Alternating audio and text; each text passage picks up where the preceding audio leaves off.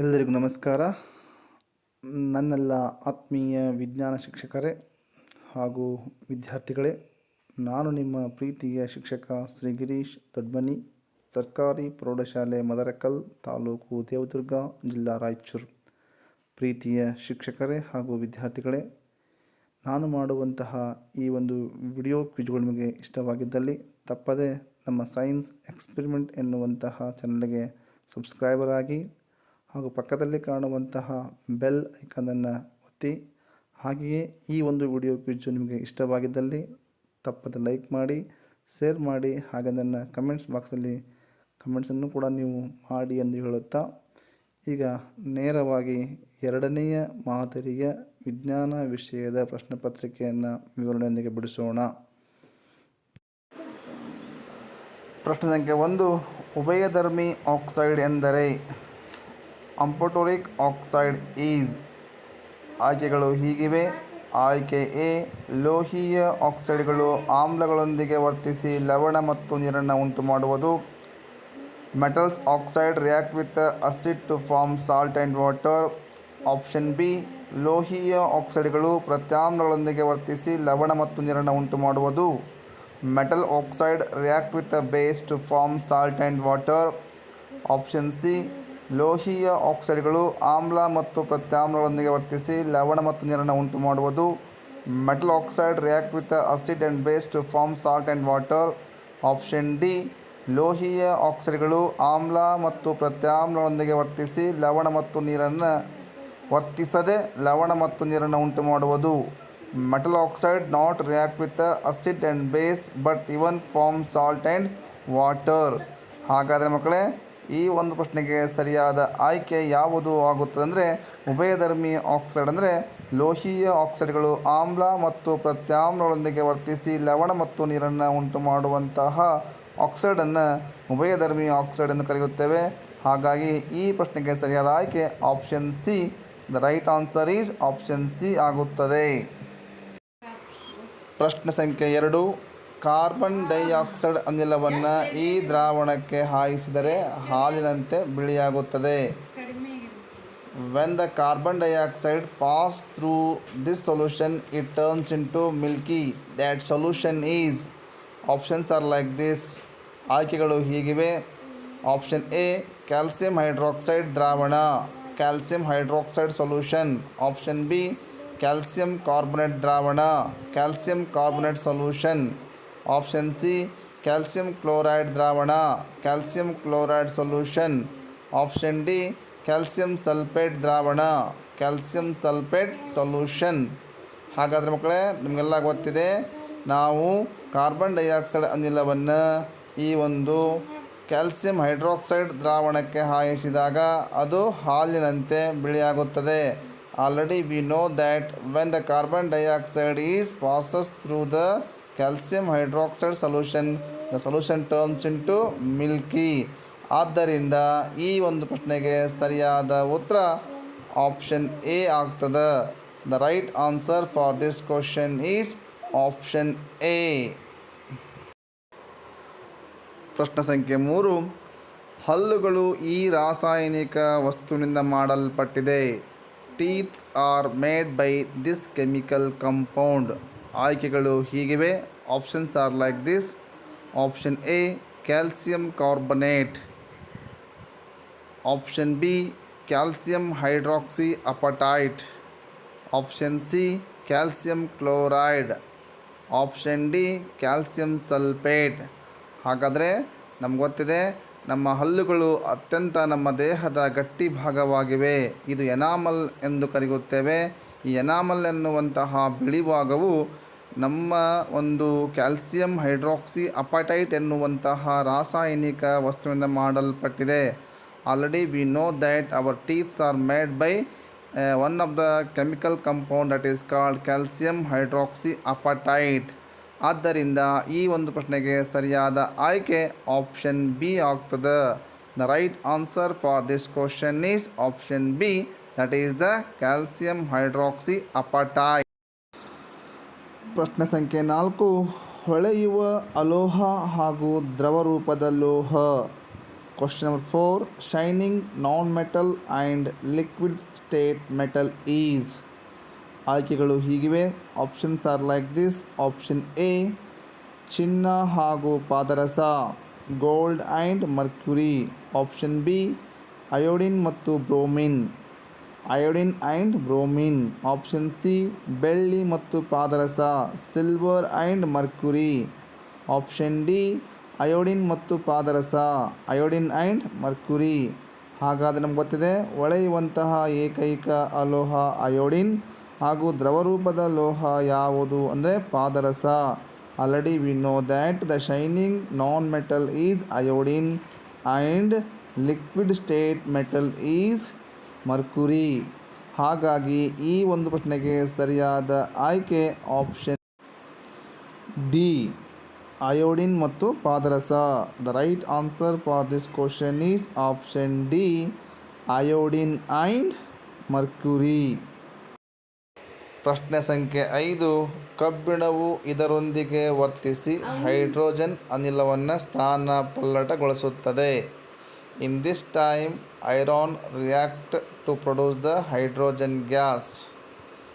ಆಯ್ಕೆಗಳು ಹೀಗಿವೆ. Options are like this. Option A ಮಂಜುಗಡ್ಡೆ, ಐಸ್. ಆಪ್ಷನ್ ಬಿ ನೀರು, ವಾಟರ್. ಆಪ್ಷನ್ ಸಿ ಬಿಸಿನೀರು, hot water.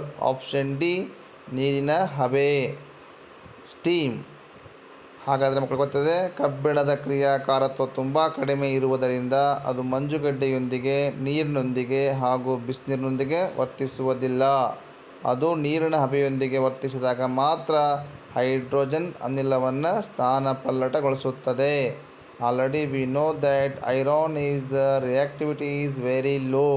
So when the iron is not react with the ice, water and hot water, when the iron is react with the steam, it displaces the hydrogen gas. So the right option for this question is option D. ಈ ಒಂದು ಪ್ರಶ್ನೆಯ ಆಯ್ಕೆ option D ಆಗಿದೆ. ಪ್ರಶ್ನೆ ಸಂಖ್ಯೆ 6.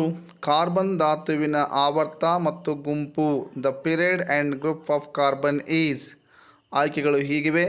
Options are like this. Option A ಎರಡನೆಯ ಆವರ್ತ ಹಾಗೂ 14ನೆಯ ಗುಂಪು, second period and 14th group. Option B ಮೂರನೆಯ ಆವರ್ತ ಹಾಗೂ 14ನೆಯ ಗುಂಪು, third period and 14th group. Option C ಒಂದನೆಯ ಆವರ್ತ ಹಾಗೂ 14ನೆಯ ಗುಂಪು, first period and 14th group. Option D ನಾಲ್ಕನೆಯ ಆವರ್ತ ಹಾಗೂ 14ನೆಯ ಗುಂಪು, fourth period and 14th group. ಮಕ್ಕಳೇ, ನಿಮಗೆ ಈ ಒಂದು ಪ್ರಶ್ನೆಗೆ ಸರಿಯಾದ ಉತ್ತರವನ್ನು ಬರೀಬೇಕಾದರೆ ನೀವು ಕಾರ್ಬನ್ ಧಾತುವಿನ ಎಲೆಕ್ಟ್ರಾನ್ ವಿನ್ಯಾಸವನ್ನು ತಿಳ್ಕೊಂಡಿರಬೇಕು. ಕಾರ್ಬನ್ ಧಾತುವಿನ ಎಲೆಕ್ಟ್ರಾನ್ ವಿನ್ಯಾಸ 1s2 2s2 2p2 ಆಗಿದೆ. ಅಂದರೆ ಇಲ್ಲಿ ಗರಿಷ್ಠ ಕವಚ ಸಂಖ್ಯೆ 2 ಆಗಿದೆ. ಯಾವ ಧಾತುವಿನ ಗರಿಷ್ಠ ಕವಚ ಸಂಖ್ಯೆಯು ಅದರ ಆವರ್ತವಾಗಿರ್ತದೆ. ಹಾಗಾಗಿ ಕಾರ್ಬನ್ನು ಎರಡನೆಯ ಆವರ್ತದಲ್ಲಿ ಇದೆ. ಹಾಗಾಗಿ ಆಪ್ಷನ್ ಎ ಸರಿಯಾದ ಆಯ್ಕೆಯಾಗ್ತದೆ. If you know the electron configuration only you should able to answer for this question. Already we know that carbon is the atom number is 6. If you write the carbon electronic configuration is 1s2 2s2 2p2.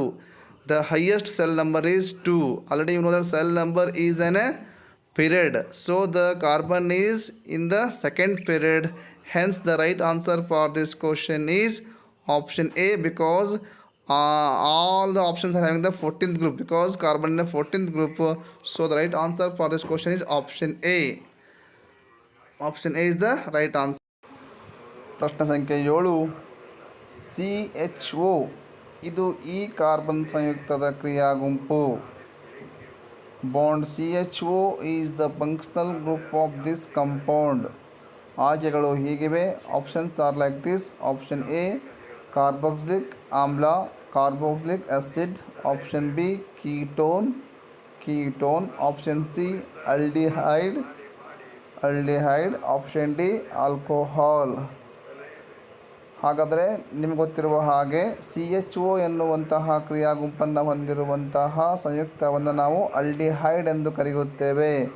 If you already know that if the any compound having the CHO is on a functional group that is called as an aldehyde.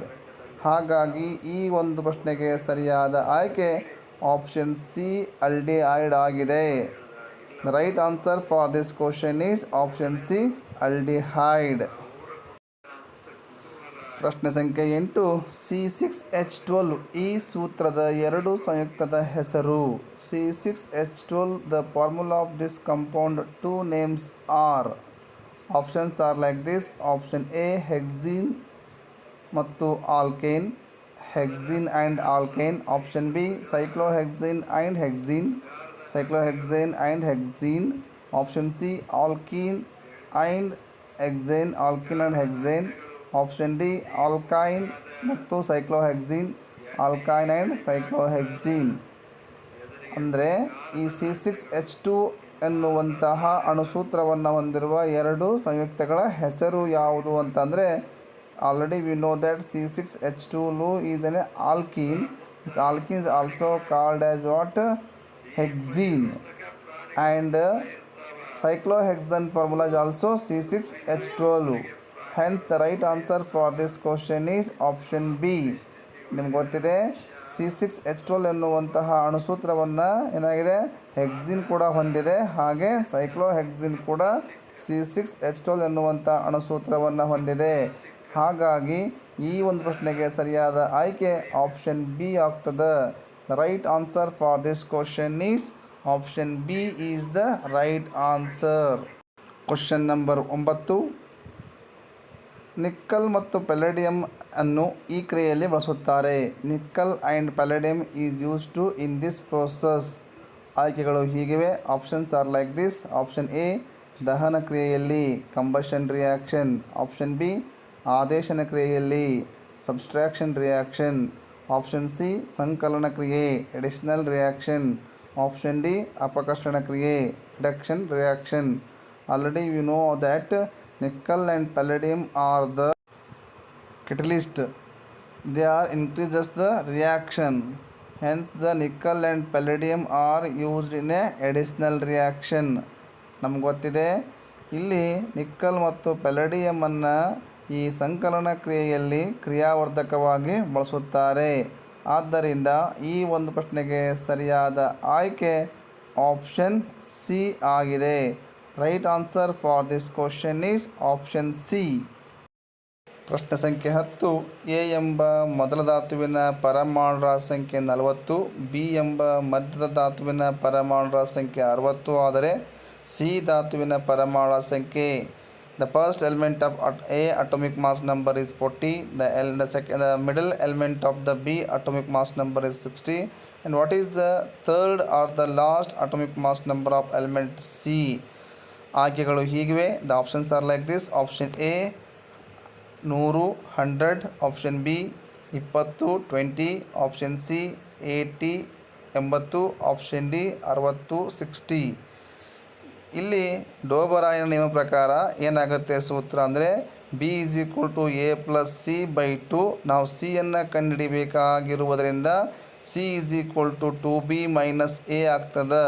ಅಂದರೆ c is equal to 2 into b ಎಷ್ಟಿದೆ, 60 ಇದೆ. 60 into 2 ಅಂದರೆ 120 ಆಯಿತು. Minus A ಅಂದರೆ 40 ಹೋಯಿತು. ಅಂದರೆ 120ರಿಂದ 40 80 ಆಗ್ತದೆ. ಹಾಗಾಗಿ right answer for this question is option C. If you know the triad law, according to triad law, what if you calculate the middle of the element, if you use the formula P is equal to A plus by 2, if you now calculate the C, hence the formula is C is equal to 2B minus A, and C is equal to 2 into B, atomic mass number is 60, 2 into 60 is 120, and the A atomic mass number is 40, so 120 minus 40, here get the value is 80. Hence the right answer for this question is option C. The C atomic mass number is 80. ಹಾಗಾಗಿ ಈ ಒಂದು ಪ್ರಶ್ನೆಗೆ ಸರಿಯಾದ ಆಯ್ಕೆ option C ಆಗ್ತದೆ. The right answer for this question is option C. ಪ್ರಶ್ನೆ ಸಂಖ್ಯೆ 11. ಆಧುನಿಕ ಆವರ್ತ ಕೋಷ್ಟಕವನ್ನು ತಯಾರಿಸಲು ಪರಮಾಣು ಸಂಖ್ಯೆಯನ್ನು ಬಳಸಲು ಹೇಳಿದ ವಿಜ್ಞಾನಿ. Which scientist told that modern periodic table construct on the base of atomic number? ಆಯ್ಕೆಗಳು ಹೀಗಿವೆ. Options are like this. Option A Dobereiner. Option B Mendeleev. Option C Newlands. Option D Henry Moseley. Already ನಮ್ಗೆ ಗೊತ್ತಿರುವ ಹಾಗೆ ಆಧುನಿಕ ಆವರ್ತ ಕೋಷ್ಟಕವನ್ನು ಪರಮಾಣು ರಾಶಿ ಸಂಖ್ಯೆಯ ಬದಲಾಗಿ ಪರಮಾಣು ಸಂಖ್ಯೆಯನ್ನು ಬಳಸಿಕೊಂಡು ತಯಾರಿಸಿ ಎಂದು ಹೇಳಿದಂತಹ ವಿಜ್ಞಾನಿ Henry Moseley. Already we know that the modern periodic table construct on the base of what? Atomic number instead of atomic mass number. This told by Henry Moseley. So the right answer for this question is option D. ಹಾಗಾದರೆ ಈ ಒಂದು ಪ್ರಶ್ನೆಗೆ ಸರಿಯಾದ ಆಯ್ಕೆ option D, Henry ಮೊಸಲೆ. ಪ್ರಶ್ನೆ ಸಂಖ್ಯೆ 12. Carbonate ಅದಿರನ್ನು ಉದ್ಧರಣೆ ಮಾಡಲು ಇರುವ ಸರಿಯಾದ ವಿಧಾನಗಳು. The correct method of extraction of carbonate ore. ಆಯ್ಕೆಗಳು ಹೀಗಿವೆ. Options are like this. Option A ಕಾಸುವಿಕೆ, ಆಕ್ಸೈಡ್ ಅದಿರು, ಅಪಕರ್ಷಿಸುವಿಕೆ. Calcination, oxide ore and reduction. Option B ಹುರಿಯುವಿಕೆ, ಆಕ್ಸೈಡ್ ಅದಿರು, ಅಪಕರ್ಷಿಸುವಿಕೆ. Roasting, oxide ore, reduction. Option C sulphide ಅದಿರು, ಹುರಿಯುವಿಕೆ, ಅಪಕರ್ಷಿಸುವಿಕೆ. Sulphide ore, roasting, reduction. Option D ಮೇಲಿನ ಎಲ್ಲವೂ. ನಮಗೆಲ್ಲ ಗೊತ್ತಿರುವ ಹಾಗೆ ಕಾರ್ಬೋನೇಟ್ ಅದಿರನ್ನು ಉದ್ಧರಣೆ ಮಾಡುವ ಮೊದಲ ಹಂತ ಏನಪ್ಪ ಅಂದರೆ ಕಾಸುವಿಕೆ ಎನ್ನುವಂತಹ ಕ್ರಿಯೆಯನ್ನು ಒಳಪಡಿಸುತ್ತೇವೆ. ನಂತರ ಆ ಕಾರ್ಬೋನೇಟ್ ಅದಿರನ್ನು ಆಕ್ಸೈಡ್ ಅದಿರನ್ನಾಗಿ ಪರಿವರ್ತಿಸಿ ಅಪಕರ್ಷಣೆ ಕ್ರಿಯೆಗೆ ಒಳಪಡಿಸುತ್ತೇವೆ. ಆದ್ದರಿಂದ ಈ ಒಂದು ಪ್ರಶ್ನೆಗೆ ಸರಿಯಾದ ಆಯ್ಕೆ ಆಪ್ಷನ್ ಎ ಆಗ್ತದೆ. Already we know that if the metals are extracted from its carbonate ore, the carbonate ores are undergo a calcination. After we get the what? Oxide ore. These oxide ores are undergo reduction reaction. We get the metal. So the right answer for this question is option A. Question number 13. ಆಮ್ಲಜನಕ ಸಹಿತ ರಕ್ತವು ಹೃದಯದ ಈ ಕೋಣೆಯಿಂದ pump ಆಗುತ್ತದೆ. Oxygenated blood pumping from this chamber of the heart. ಆಯ್ಕೆಗಳು ಹೀಗಿವೆ. Options are like this. Option A ಎಡ ಹೃತ್ಕರ್ಣ, left auricle. Option B ಎಡ ಹೃತ್ಕುಕ್ಷಿ, ಲೆಫ್ಟ್ ವೆಂಟ್ರಿಕಲ್. ಆಪ್ಷನ್ ಸಿ ಬಲ ಹೃತ್ಕರ್ಣ, ರೈಟ್ ಆರಿಕಲ್. ಆಪ್ಷನ್ ಡಿ ಬಲ ಹೃತ್ಕುಕ್ಷಿ, ರೈಟ್ ವೆಂಟ್ರಿಕಲ್. ಸಾರಿ, ಲೆಫ್ಟ್ ವೆಂಟ್ರಿಕಲ್ ಆಗಿದೆ, ಅದು right ventricle ಆಗಬೇಕು. ನಮಗೆಲ್ಲ ಗೊತ್ತಿದೆ ಆಮ್ಲಜನಕ ಸಹಿತ ರಕ್ತವು ಹೃದಯದ ಎಡಭಾಗದಲ್ಲಿರುವಂತಹ ಎಡ ಹೃತ್ಕುಕ್ಷಿಯಿಂದ ಹೃದಯಕ್ಕೆ ಪಂಪ್ ಆಗುತ್ತದೆ. ಹಾಗಾಗಿ ಈ ಒಂದು ಪ್ರಶ್ನೆಗೆ ಸರಿಯಾದ ಆಯ್ಕೆ ಆಪ್ಷನ್ ಬಿ ಆಗಿದೆ. Already we know that oxygenated blood is pumping from the left side of the left ventricle chamber. So the right answer for this question is option B is the right answer, that is the left ventricle. ಮುಂದಿನ ಪ್ರಶ್ನೆ ಸಂಖ್ಯೆ 14. ಸಸ್ಯಗಳಲ್ಲಿ ಆಹಾರವನ್ನು ಸಾಗಿಸುವ ಅಂಗಾಂಶ. Food conducting tissue in plant. ಆಯ್ಕೆಗಳು ಹೀಗಿವೆ. Options are like this. Xylem ಅಂಗಾಂಶ, xylem tissue. Option B phloem ಅಂಗಾಂಶ, ಫ್ಲೋಯಮ್. ಆಪ್ಷನ್ ಸಿ ಹೊರಧರ್ಮ ಅಂಗಾಂಶ, epidermal tissue. Option D parenchyma ಅಂಗಾಂಶ, ಪೇರೆಂಕೈಮ ಟಿಶ್ಯೂ. ನಮ್ಗೆ ಗೊತ್ತಿದೆ ಸಸ್ಯಗಳಲ್ಲಿ ಆಹಾರವನ್ನು ಸಾಗಿಸುವಂತಹ ಅಂಗಾಂಶವನ್ನು ಫ್ಲೋಯಮ್ ಎಂದು, ನೀರನ್ನು ಸಾಗಿಸುವಂಥ ಅಂಗಾಂಶವನ್ನು ಝೈಲಮ್ ಎಂದು ಕರೆಯುತ್ತೇವೆ. ಹಾಗಾಗಿ ಇಲ್ಲಿ ಆಹಾರವನ್ನು ಸಾಗಿಸುವಂಥ ಅಂಗಾಂಶವನ್ನು ಕೇಳಿದ್ರಿಂದ ಆಪ್ಷನ್ ಬಿ ಇದು ಸರಿಯಾದ ಆಯ್ಕೆಯಾಗುತ್ತದೆ. Already we know that the food conducting tissue in plant is called phloem and the water conducting tissue is called water. Hence the right answer for this question is option B, phloem. ಮುಂದಿನ ಪ್ರಶ್ನೆ ಸಂಖ್ಯೆ 15. Next question number is 15. ಜ್ಞಾನವಾಹಿ ಕ್ರಿಯಾವಾಹಿಗಳು ಮಾಹಿತಿಯನ್ನು sensory nerves send the message to. ಆಯ್ಕೆಗಳು ಹೀಗಿವೆ. Options are like this. Option A ಜ್ಞಾನೇಂದ್ರಿಯಗಳಿಂದ ಮೆದುಳಿಗೆ ಮಾಹಿತಿಯನ್ನು ಒಯ್ಯುತ್ತೇವೆ, from sensory organ to brain. Option B ಜ್ಞಾನೇಂದ್ರಿಯಗಳಿಂದ ಮೆದುಳು ಬಳ್ಳಿಗೆ ಮಾಹಿತಿಯನ್ನು ಒಯ್ಯುತ್ತೇವೆ, from sensory organ to spinal cord. Option C ಜ್ಞಾನೇಂದ್ರಿಯಗಳಿಂದ ಮೆದುಳು ಹಾಗೂ ಮೆದುಳು ಬಳ್ಳಿಗೆ ಮಾಹಿತಿಯನ್ನು ಒಯ್ಯುತ್ತೇವೆ, from sensory organ to brain and spinal cord. Option D ಮೇಲಿನ ಯಾವುದೂ ಅಲ್ಲ, ನನ್ ಆಫ್ ದ ಅಬೌವ್. ನಮಗೆಲ್ಲ ಗೊತ್ತಿದೆ, ಜ್ಞಾನವಾಹಿ ಕ್ರಿಯಾವಾಹಿ ನರಗಳು ಮಾಹಿತಿಯನ್ನು ಮೆದುಳು ಮತ್ತು ಮೆದುಳುಗಳಿಗೆ ಒಯ್ಯುತ್ತವೆ. ಹಾಗಾಗಿ ಈ ಒಂದು ಪ್ರಶ್ನೆಗೆ ಸರಿಯಾದ ಆಯ್ಕೆ ಆಪ್ಷನ್ ಸಿ ಆಗ್ತದೆ. Already we know that the sensory nerves carries the message from sensory organ to brain and spinal cord. Hence the right answer for this question is option C. ಮುಂದಿನ ಪ್ರಶ್ನೆ ಸಂಖ್ಯೆ 16. Next question number is 16. ದ್ಯುತಿ ಅನುವರ್ತನೆ ಎಂದರೆ phototropism is. ಆಯ್ಕೆಗಳು ಹೀಗಿವೆ. Options are like this. Option A, ಸಸ್ಯಗಳು ಬೆಳಕಿನ ಕಡೆಗೆ ಬೆಳೆಯುವುದು, plants grows towards the light. Option B, ಸಸ್ಯಗಳು ಮಣ್ಣಿನ ಕಡೆ ಬೆಳೆಯುವುದು, plant grows towards the soil. Option C, ಸಸ್ಯಗಳು ನೀರಿನ ಕಡೆ ಬೆಳೆಯುವುದು, plants grows towards the water. Option D, ಸಸ್ಯಗಳು ಖನಿಜಗಳ ಕಡೆ ಬೆಳೆಯುವುದು, plant grows towards the minerals. ನಮಗೆಲ್ಲ ಗೊತ್ತಿದೆ, ದ್ಯುತಿ ಅಂದರೆ ಬೆಳಕು, ಅನುವರ್ತನೆ ಅಂದರೆ ಪ್ರತಿಕ್ರಿಯೆ. ಸಸ್ಯಗಳು ಬೆಳಕಿನ ಕಡೆಗೆ ಬೆಳೆಯುವಂತಹ ಒಂದು ಪ್ರಕ್ರಿಯೆಯನ್ನು ನಾವು ಅಂತೀವಿ ದ್ಯುತಿ ಅನುವರ್ತನೆ ಎಂದು ಕರೆಯುತ್ತೇವೆ. ಹಾಗಾಗಿ ಈ ಒಂದು ಪ್ರಶ್ನೆಗೆ ಸರಿಯಾದ ಆಯ್ಕೆ ಆಪ್ಷನ್ ಎ ಆಗ್ತದೆ. We already know that the plant grows towards the light, that is called phototropism. Here the photo means what? Light. So the right answer for this question is option A, plant grows towards the light, that is called phototropism. ಮುಂದಿನ ಪ್ರಶ್ನೆ ಸಂಖ್ಯೆ 17. Next question number is 17. ಈ hormone ಬಿಡುಗಡೆಯಾಗುವ ಸಂದರ್ಭದಲ್ಲಿ ಹೃದಯದ ಬಡಿತ ಹಾಗೂ ರಕ್ತದೊತ್ತಡ ಹೆಚ್ಚಾಗುತ್ತದೆ. The secretion of this hormone increases the heart beat and blood pressure. ಆಯ್ಕೆಗಳು ಹೀಗಿವೆ. Options are like this. Option A, adrenaline hormone. Option B, thyroxine hormone. Option C, testosterone hormone. Option D, insulin hormone. ನಮಗೆಲ್ಲ ಗೊತ್ತಿದೆ, ನಮ್ಮ ದೇಹದಲ್ಲಿ ಒಂದು hormone ಆಗಿರುವಂತಹ adrenal ಎನ್ನುವಂತಹ hormone ಉತ್ಪತ್ತಿಯಾದರೆ ನಮ್ಮ ದೇಹದ ಹೃದಯದ ಬಡಿತ ಹಾಗೂ ರಕ್ತದೊತ್ತಡ ಹೆಚ್ಚಾಗುತ್ತದೆ.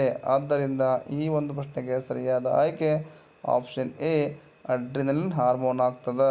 Already we know that whenever the adrenal hormones release in our body, that is increases the heartbeat as well as blood pressure. It is also called what? Emergency hormone. So the right answer for this question is option A, that is the adrenal hormone. ಮುಂದಿನ ಪ್ರಶ್ನೆ ಸಂಖ್ಯೆ 18. Next question number is 18. ಇದು ಸಸ್ಯದ hormone ಅಲ್ಲ. This is not a plant hormone. ಆಯ್ಕೆಗಳು ಹೀಗಿವೆ. Options are like this. Option A, testosterone. Option B, gibberellin. Option C, auxin. Option D, cytokinin. ಇಲ್ಲಿ ನಮಗೆ ಈ ಬಿ ಸಿ ಡಿ ಆಯ್ಕೆಗಳು ಗಿಬ್ಬರ್ಲಿನ್, ಆಕ್ಸಿನ್ ಮತ್ತು ಸೈಟೋಕೈನಿನ್ಗಳು ಇವುಗಳು ಸಸ್ಯಗಳ ಹಾರ್ಮೋನುಗಳಾಗಿವೆ. But the testosterone hormone only produce in the what? Animals are in the human body. So ಈ ಒಂದು ಪ್ರಶ್ನೆಗೆ ಸರಿಯಾದ ಆಯ್ಕೆ option A is the right answer. ಮುಂದಿನ ಪ್ರಶ್ನೆ ಸಂಖ್ಯೆ 19. Next question number is 19. ನಿಷೇಚನ ಎಂದರೆ ಫರ್ಟಿಲೈಜೇಷನ್ ಈಸ್. ಆಯ್ಕೆಗಳು ಹೀಗಿವೆ. Options are like this. Option A, ಗಂಡು ಲಿಂಗಾಣುಗಳನ್ನು ಉತ್ಪಾದಿಸುವುದು, formation of male gamete. Option B, ಹೆಣ್ಣು ಲಿಂಗಾಣುಗಳನ್ನು ಉತ್ಪಾದಿಸುವುದು, formation of female gamete. Option C, ಹೆಣ್ಣು ಲಿಂಗಾಣು ಮತ್ತು ಗಂಡು ಲಿಂಗಾಣುಗಳ ಕೂಡುವುದು, fusion of male and female gamete. Option D, ತ್ಯಾಜ್ಯಗಳನ್ನು ಹೊರಹಾಕುವುದು, ರಿಮೂವಲ್ ಆಫ್ ವೇಸ್ಟ್. ನಮಗೆಲ್ಲ ಗೊತ್ತಿದೆ, ನಿಷೇಚನ ಅಂದರೆ ಗಂಡು ಮತ್ತು ಹೆಣ್ಣು ಲಿಂಗಾಣುಗಳು ಸೇರುವುದು. ಹಾಗಾಗಿ ಈ ಒಂದು ಪ್ರಶ್ನೆಗೆ ಸರಿಯಾದ ಆಯ್ಕೆ ಆಪ್ಷನ್ ಸಿ ಆಗ್ತದೆ. We are already know that the fusion of male and female gamete is called as fertilization. Hence the right answer for this question is option C is the right answer. ಮುಂದಿನ ಪ್ರಶ್ನೆ ಸಂಖ್ಯೆ 20. Next question number is 20. ಸಸ್ಯಗಳ ಹೂವಿನಲ್ಲಿ ಈ ಭಾಗವು ಹಣ್ಣಾಗಿ ಬದಲಾಗುತ್ತದೆ. The part of flower which converted into fruit. ಆಯ್ಕೆಗಳು ಹೀಗಿವೆ. Options are like this. Option A, ಪುಷ್ಪದಳ ಪೆಟಲ್ಸ್, ಆಪ್ಷನ್ ಬಿ ಶಲಾಕೆ ಸ್ಟಿಗ್ಮಾ, ಆಪ್ಷನ್ ಸಿ ಶಲಾಕನಳಿಕೆ ಸ್ಟೈಲ್, ಆಪ್ಷನ್ ಡಿ ಅಂಡಾಶಯ ಓವರಿ. ನಮಗೆಲ್ಲ ಗೊತ್ತಿದೆ ಸಸ್ಯಗಳಲ್ಲಿ ಅಂಡಾಶಯವು ಹಣ್ಣಾಗಿ ಬದಲಾಗುತ್ತದೆ. We are already know that ovary after the fertilization ovary is converted into fruit. Hence the right answer for this question is option D ovary. ಅಂದರೆ ಈ ಒಂದು ಪ್ರಶ್ನೆಗೆ ಸರಿಯಾದ ಆಯ್ಕೆ ಆಪ್ಷನ್ ಡಿ ಅಂಡಾಶಯ. ಮುಂದಿನ ಪ್ರಶ್ನೆ ಸಂಖ್ಯೆ 21ರಿಂದ 40ರವರೆಗಿನ ಪ್ರಶ್ನೆಗಳನ್ನು ಮುಂದಿನ ಒಂದು ವಿಡಿಯೋ ಕ್ವಿಜ್ನಲ್ಲಿ ತಿಳಿದುಕೊಳ್ಳೋಣ. ಹಾಗಾದರೆ ಈ ಒಂದು ವಿಡಿಯೋ ಕ್ವಿಜ್ ನಿಮಗೆ ಇಷ್ಟವಾಗಿದ್ದಲ್ಲಿ ತಪ್ಪದೆ ಲೈಕ್ ಮಾಡಿ, ಶೇರ್ ಮಾಡಿ, ಹಾಗೆ ನಮ್ಮ ಸೈನ್ಸ್ ಎಕ್ಸ್ಪೆರಿಮೆಂಟ್ ಎನ್ನುವಂತಹ ಚಾನಲ್ಗೆ ತಾವೆಲ್ಲರೂ ತಪ್ಪದೆ ಸಬ್ಸ್ಕ್ರೈಬರ್ ಆಗಿ ಎಂದು ಹೇಳುತ್ತಾ ಮತ್ತೊಮ್ಮೆ ತಮಗೆಲ್ಲರಿಗೂ ಧನ್ಯವಾದಗಳು.